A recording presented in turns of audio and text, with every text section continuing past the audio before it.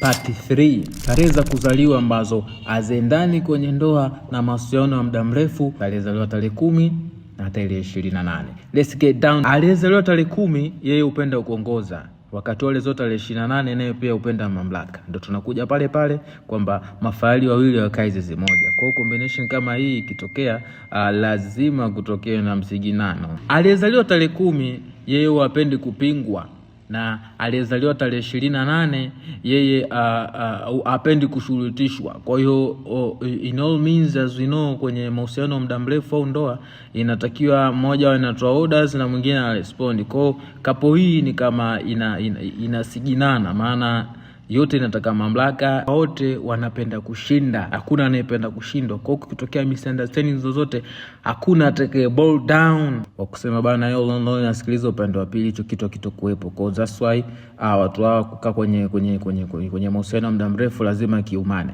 Aliyezaliwa tarehe 10 umeona aliyezaliwa tarehe 28 kama anapenda kukurupuka kufanya mambo, wakati aliyezaliwa tarehe 28 umeona aliyezaliwa tarehe 10 kama ni mtu wa mipango mingi, anachelewa kuact na vitu vingine kama hivyo. Aliyezaliwa tarehe 10 na tarehe 28 watu hao wanaigwa iko juu sana. Kwa hiyo nikapo ambwezi kadumu kwa muda mrefu, na ndio maana ndoa nyingi, mahusiano mengi yanakuwa ingi yatoka au kubwagana moja kwa moja. Kwa hiyo I'm sure ume like content kama hizi. Ukienda kupata content kama hizi na kuletea mimi mwenyewe Nyami Mwanakwetu, hakikisha una save, una share, pia usiache kufollow Nyami Mwanakwetu. Takuwa nakuletea madude kama haya, mapini kama haya kila siku hapa mpaka wakati mwingine. Ciao.